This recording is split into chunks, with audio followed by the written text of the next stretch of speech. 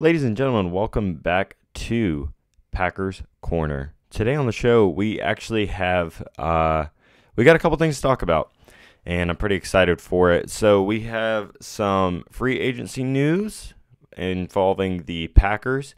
We have some beef between us and the Bears, as per usual, and then we also have additional free agency rumors about some potential assets that the Packers could be adding. All this and more next on Packers Corner.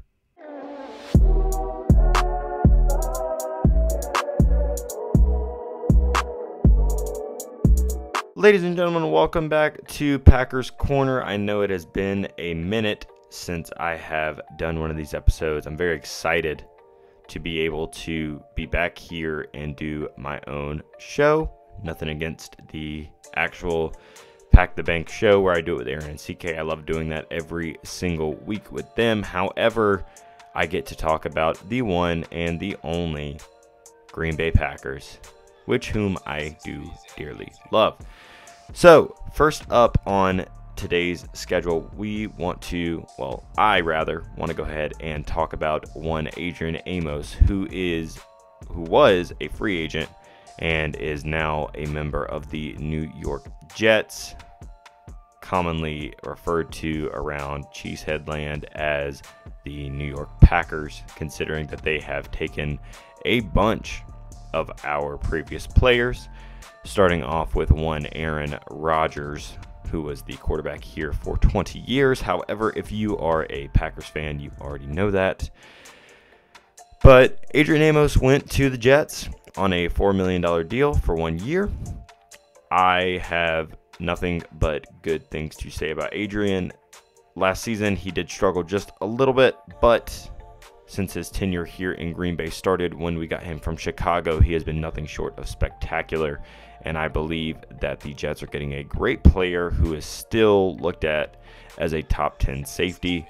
Even if it is towards the bottom of the list, I believe that he is going to be able to elevate that defensive back room and that secondary in general.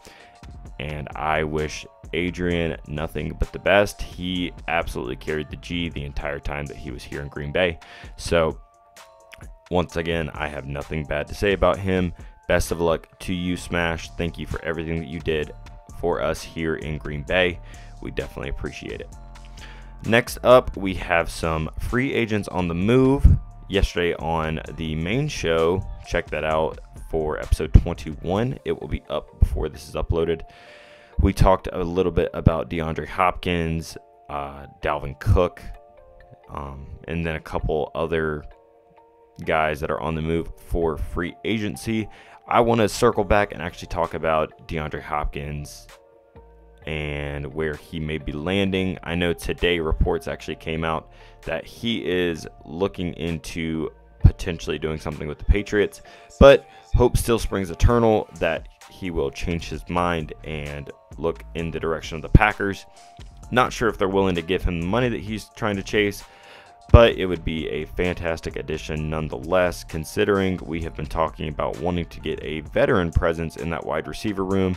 It would be great for our first-year guys, a la Jaden Reed, Dontavian Wicks, and Grant DeBose, and then even our second-year guys in Christian Watson, Romeo Doubs, and Samori Toure, who all are looking to make some sort of impact, especially Watson and Doubs as the number 1 and number 2 receivers right now in the locker room. I think this could be huge if D-Hop came, but I also have two others that I would really love to see in the locker room and in the green and gold. I would love to see Julio Jones, who is a free agent. He's a little bit older, but I do think that he can still somewhat produce, and I would love to see him don the green and gold and go out there and perform a lot better than some other veteran wide receivers that we've had come in have done. And that is the expectation and the hope. Another one that I would love to see is Jarvis Landry. I love Jarvis Landry. I think he's been kind of tagged towards Green Bay a lot, and I think that the hope is we can get a couple good years out of him before he inevitably goes into retirement.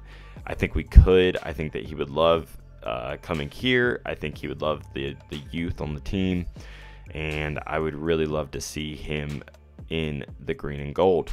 It would be really good for the wide receiver room, having a veteran who's kind of been there, done that, and seeing a lot of different sides of the NFL, with him being in Miami and then him being in New Orleans and Cleveland, and he's been all over. So it would be amazing for him to see how these young wide receivers for the Packers are going to develop and what he could be able to teach them. Next up, I want to talk about a interesting comment made by a current Bears player, and I believe the guy's name is Justin Jones. He's a defensive tackle for the Bears. He said the Packers fans don't know crap about football. I'm going to say crap, but there was a different expletive in there if you want to use your imagination. And I understand it might be for the rivalry maybe between Packers, Bears. I get it, right? But to come out and say that Packers fans, after seeing nothing but basically success for 30 plus years, and at the beginning of that 30 plus years, your franchise that you currently play for, and listen up, Bears fans, because I'm talking to you too, you guys had a 30-year head start essentially on the all-time not only winning record in the NFL, but also leading us in our record game for game. That is now gone. That is now put in the past, and it is gone. And it has left you with nothing, essentially. The Bears have made a ton of acquisitions, ton of moves this year in the offseason, ton in the draft. And my fear for them is that it's not going to work out. I genuinely fear that for the Bears, because I don't know if you feel like you can now talk trash because Aaron Rodgers is gone, or if it's something else. But this Packers team is young and hungry. And guess who we get to meet up with first? It's you. It's you, Chicago.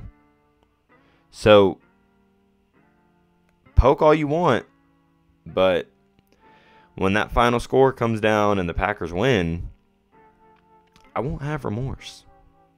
I'll actually be happy. I would be belated. I'm not friends with Bears fans, but I might make friends with one just so I can rub it in their face. That is how deep this rivalry runs. And for a player who is more than likely going to be a cap casualty, he's had 4 sacks in the last 7 seasons, I think. Not great. I don't understand why you would feel the need to set yourself up for that type of failure. I don't understand.